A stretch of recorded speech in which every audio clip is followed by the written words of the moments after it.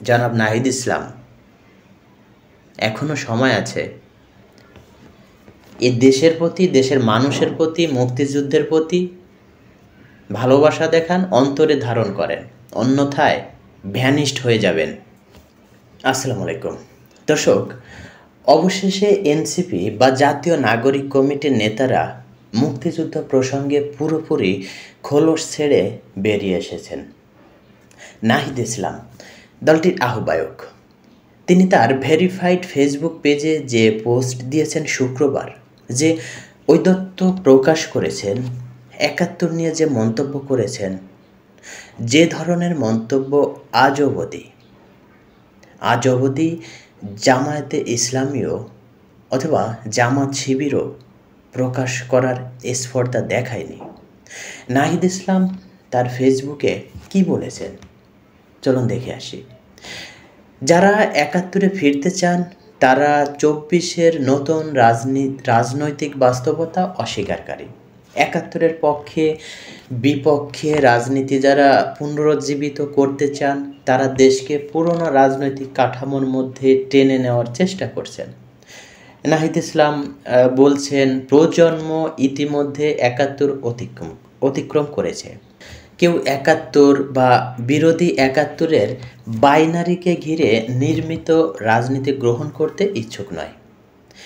৭১ ইতিহাস থাকবে রাষ্ট্রের ভিত্তি হিসেবে ও সম্মান করা একটি নীতি হিসেবে, কিন্তু এটা আর রাজনৈতিক বৈধতা হিসেবে প্রাধান্য পাবে না। ৪৭ একইভাবে স্মরণ করা হবে ঐতিহাসিক শ্রদ্ধায়। আর কিছু বাকি থাকে বুঝতে, তাদের ধ্যান ধারণার সম্পর্কে আমাদের সামনে সব কিছু প্রকাশ করার। এই যে বাইনারি শব্দ, এগুলো কি শব্দ ভাই? আমরা বুঝি না। বাইনারি একটি গাণিতিক শব্দ, এটুকুই জানি, কিন্তু সেই গাণিতিক শব্দের মিনিং দিয়ে এখানে কিছু মেলাতে পারছি না। যাই হোক, তারা অনেক জ্ঞানী মানুষ, শিক্ষিত মানুষ, অনেক জটিল শব্দ ইউজ করে, কিন্তু স্পষ্ট ভাষায় বলে দিতে চায় এই দেশ পরিচালিত হবে ১৯৭১-এর চেতনার ভিত্তিতেই। যতদিন বাংলাদেশের অস্তিত্ব থাকবে ততদিন ৭১-এর আদর্শকে বুকে ধারণ করেই এদেশের মানুষ আগামী দিনের পথ চলবে রে ভাই। ৭১ আমার হাজার বছরের শ্রেষ্ঠ অর্জন। ৪৭কে অস্বীকার করার মধ্য দিয়েই ৭১ সৃষ্টি। সেই ৪৭কে শ্রদ্ধা করে স্মরণ করার কোনো কারণ থাকতে পারে না। কর্নেল অলি আহমেদ কি বলেছিলেন? তিনি, আপনাদের মনে আছে, তিনি বলেছিলেন যারা ২৪কে ৭১-এর সমমর্যাদায় নিয়ে যেতে চায় তারা গাঁজাখোর। এটি কর্নেল অলি আহমেদের কথা, আমি আর কোনো শব্দ ব্যবহার করতে চাই না এখানে। ৭১-এর পরাজিত শক্তির সঙ্গে ঐক্য করবেন ২৪-এর দোহাই দিয়ে, কিন্তু ২৪-এর পরাজিত শক্তির সাথে ঐক্য করা যাবে না, ঐক্য করার দরকার নেই। পরাজিত শক্তি ২৪-এ তো আওয়ামী লীগ, দরকার নেই। মানে ইদানিং কী সব ব্যাখ্যা দেওয়া হচ্ছে রে ভাই। আওয়ামী লীগের দোহাই দিয়ে স্বাধীনতা বিরোধী শক্তি যুদ্ধাপরাধী দলের সঙ্গে ঐক্য করতে পারবেন, আওয়ামী লীগের সঙ্গে ঐক্য করতে পারবেন না, দরকার নেই। আবারও বলছি, কিন্তু ঐক্য করবেন মুক্তিযুদ্ধের বিরোধী শক্তির সঙ্গে। সেই ঐক্যের ভিত্তিতে দেশ চলবে, এটা হয় না, এটা হবে না কখনো, এটা সম্ভব না রে ভাই। আমরা যা বোঝার অনেক আগেই বুঝেছি। যেটুকু বাকি ছিল, যেটুকু নাহিদ ইসলামরা প্রকাশ করছেন, আমি সুস্থ মস্তিষ্কে বলছি, ২৪-এ এমন কিছু ঘটেনি, কেবলমাত্র একটি রাজনৈতিক সরকারের পতন ঘটেছে, এই তো, এর বাইরে তো আর কিছু না। আর সেই ঘটনায় যারা হতাহত হয়েছে তাদেরকে ওয়েল প্ল্যান করে হত্যা করেছে, সেটাও আমরা জানি কারা করেছে, অনেকে স্বীকারও করেছেন, তারা কিন্তু আন্দোলনে অংশগ্রহণকারীরা। দর্শক, নাহিদ ইসলাম বলছেন যখন মুজিববাদ ৭১-কে একটি ভারতীয় বর্ণনায় প্রবেশ করার চেষ্টা করেছিল, যার ফলে আমাদের জাতীয় সার্বভৌমত্ব এবং আগ্রহের সঙ্গে আপোস করেছিল, তখন ২৪ স্বাধীনতা, সার্বভৌমত্ব এবং মুক্তিযুদ্ধের প্রকৃত পুনর্প্রকাশ করেছিল। এটি ছিল স্বৈরাচারী, ফ্যাসিবাদ এবং আধিপত্যের বিরুদ্ধে একটি সম্মিলিত যুদ্ধ, একটি গণতান্ত্রিক ও একটি সমতাবাদী বাংলাদেশের আশায় চালিত। বলেন মুজিববাদ নিয়ে যা ইচ্ছা বলেন, পারলে বলেন তো জিয়াবাদের বিরুদ্ধে।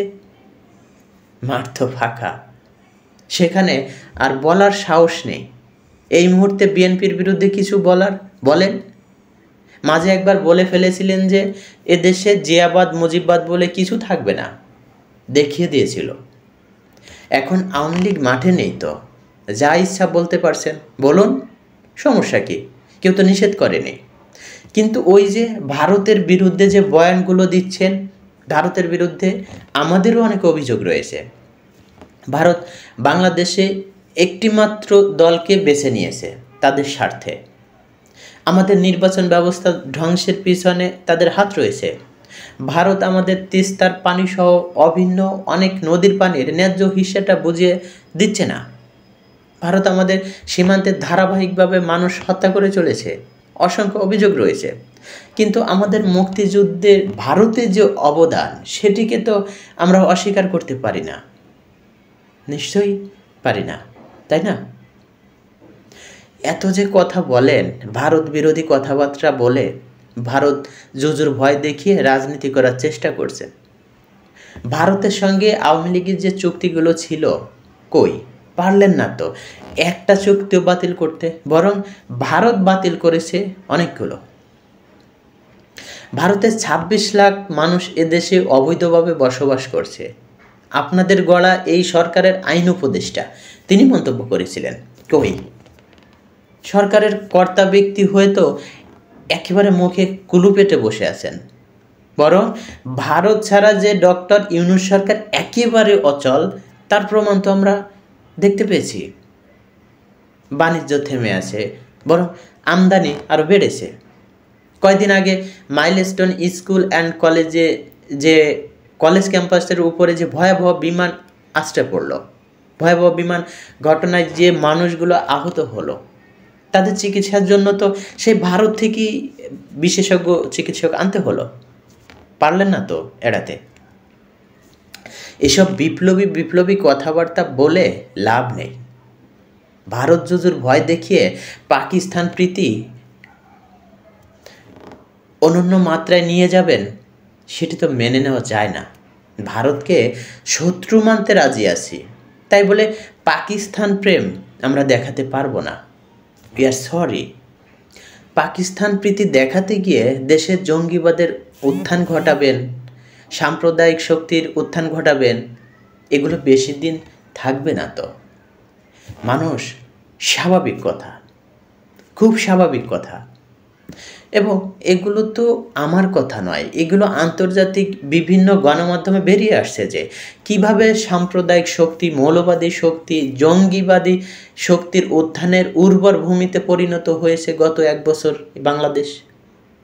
নাহিদ ইসলাম আরও বলেছেন, মুজিববাদ ও সব ধরনের স্বৈরাচারী ও ফ্যাসিস্ট শক্তিকে পরাজিত করে রাষ্ট্র ও সমাজকে ঐক্যবদ্ধ ও গণতান্ত্রিক করার দায়িত্ব আমাদের, মানে তাদের। নিজেরাই এখন বড় ফ্যাসিস্টের দিয়ে বসে আছেন, পরিচয় দিচ্ছেন। এ কথা তো এখন সব জায়গায় উচ্চারিত হচ্ছে। নিজেদের ধ্যান ধারণা অন্যের উপর চাপিয়ে দেওয়ার চেষ্টা করছেন মব ভায়োলেন্সের মাধ্যমে। ভাইরে, আপনাদের চেতনার দিকে একটু ফিরে তাকান।